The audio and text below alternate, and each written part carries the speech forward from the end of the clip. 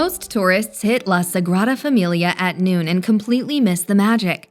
Show up earlier instead, and Gaudí's stained glass explodes in those blues and emeralds he designed it for. And that's just day one. This guide shows you where locals go for Catalonia's best food, the right order to hit Gaudí's works, and how to own Barceloneta beach without fighting crowds. Ready to experience Barcelona like an insider?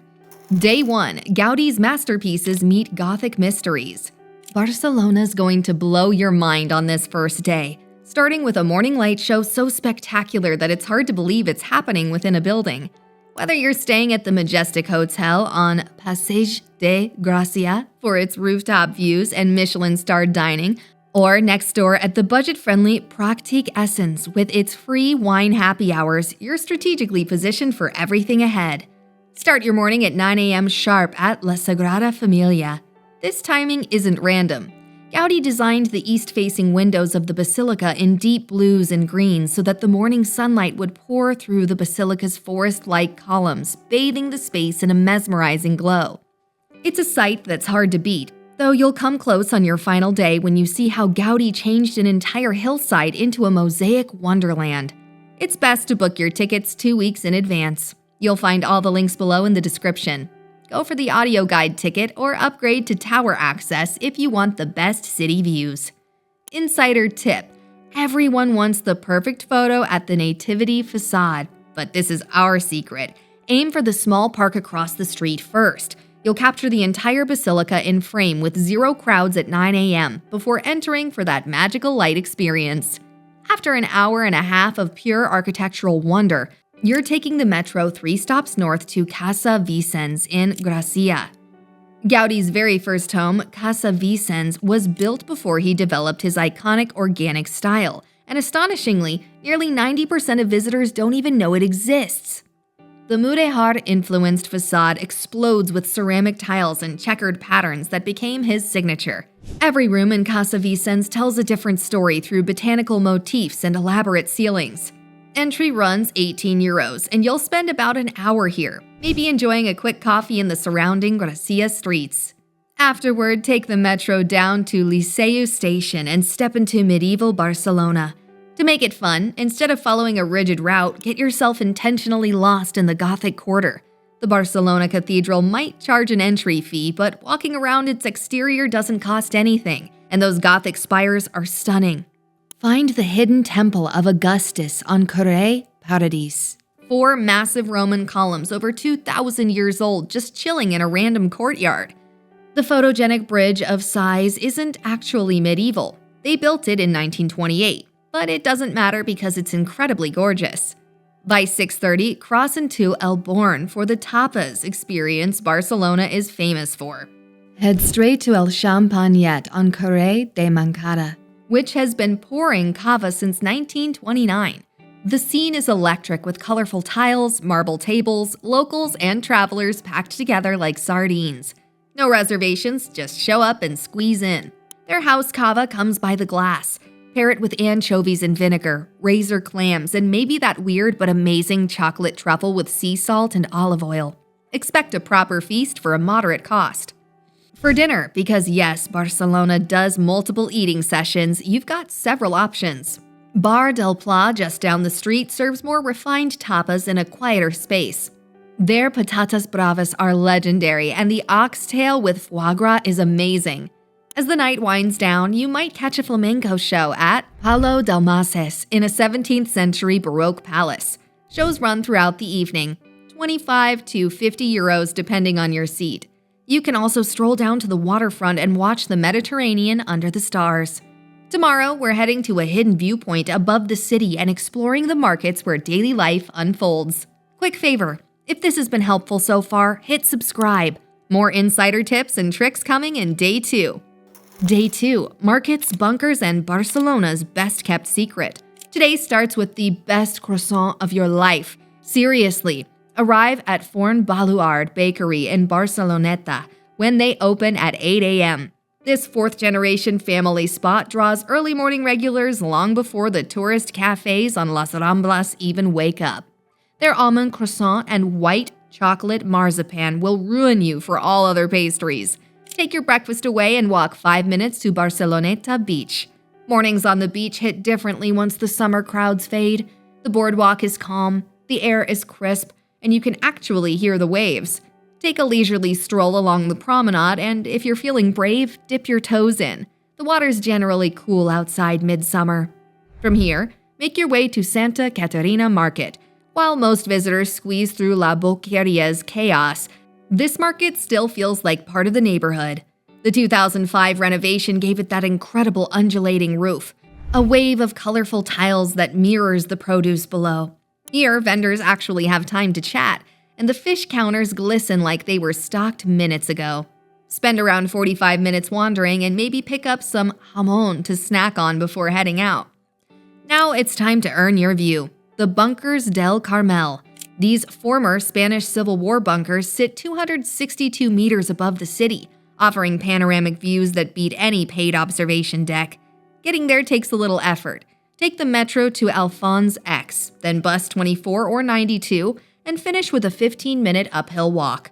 Bring water. Seriously, bring water. Insider tip: Barcelona closed the bunkers at sunset in 2023 to prevent overcrowding, so they now shut at 5:30 p.m. in winter and 7:30 p.m. in summer. Spring and autumn means around 6:30 p.m. closing. You can't watch the actual sunset anymore, but afternoon views are still absolutely incredible. Weekday visits mean half the crowds. The bunkers have zero facilities, no bathrooms, no cafe, nothing. But standing up there, seeing La Sagrada Familia spike into the sky, the Mediterranean stretching to the horizon, the entire city laid out below you, this is the panorama you won't forget, and it's completely free. After descending from your mountain adventure, make your way to Gracia for dinner. Once a separate village, it still holds on to its small-town soul. Tree-lined plazas, tiled facades, and restaurants that don't translate their menus. Start at Plaça del Sol, where kids kick footballs across the square and neighbors sip vermouth on the benches. For dinner, Verbena deserves advance reservations. It's earned a Michelin Bib Gourmand for its simple, refined cooking.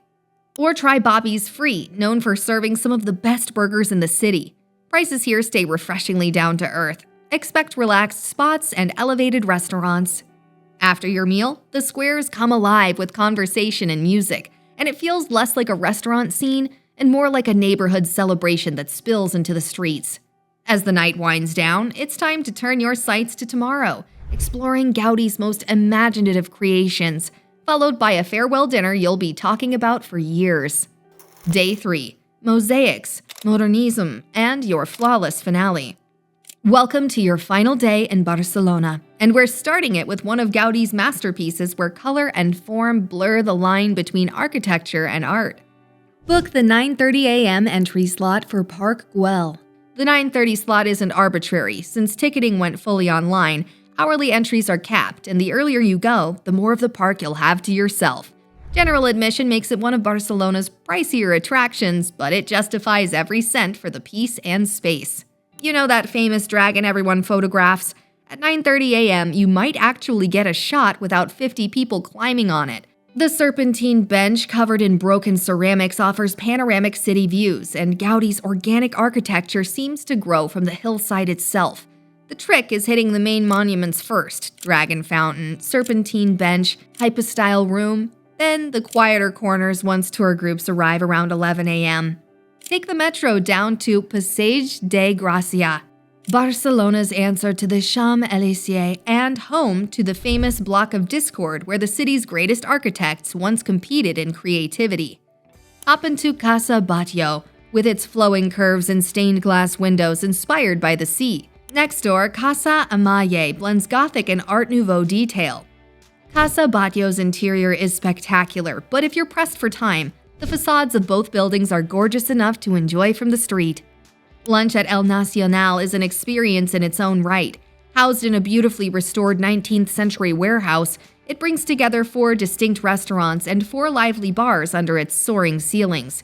Choose your flavor: La Brasseria for expertly grilled meats, La Llotja for fresh seafood, or La Taperia for classic tapas. The space alone, with its elegant 1930s vibe and lush plants, makes this feel like an event, not just another meal. Insider tip: Passage de Gracia is beautifully lit at night. After dinner, come back to Casa Batlló and La Pedrera, illuminated without daytime crowds. The buildings transform entirely in the golden lighting. Your afternoon is totally flexible based on your mood. Ciutadella Park offers Barcelona's best green space with a spectacular fountain partly designed by young Gaudí. Free and just what you need for decompressing. The Picasso Museum in El Born houses 4,200 works, especially his Blue Period and the remarkable Las Meninas series. Or for something quirky, hit the Chocolate Museum, where your entrance ticket is literally a chocolate bar you can eat. Genius design. For your farewell dinner, you've earned something special. Xampanyet, near La Rambla, requires reservations weeks ahead, but their squid sandwich and steak with foie gras justify the hype. Want to go bigger? Cinc Sentits serves modern Catalan cuisine with 2 Michelin stars, and their shorter tasting menu is the flawless finale. As your last evening unfolds, maybe catch the magic fountain show at Montjuïc, water and light choreography that somehow never gets old. Or just grab a bottle of wine and make for the beach one more time. Barcelona's gift is these moments, when you're not rushing to the next site and just absorbing the Mediterranean feelings that make it magnetic. Over the past 3 days, you marveled at morning light through La Sagrada Familia's stained glass at the hour Gaudí intended. And you discovered Casa Vicens while everyone else fought crowds at Park Guell. You found the bunkers where locals watch their city spread below, ate tapas in century-old bars where tourists rarely venture, and discovered Gracia's village soul hidden in plain sight. You didn't just visit this city, you lived it.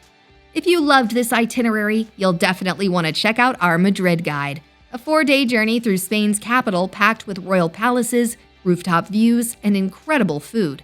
You can find that video link below in the video description. And don't forget to stop back next weekend for another detailed insider guide just like this one.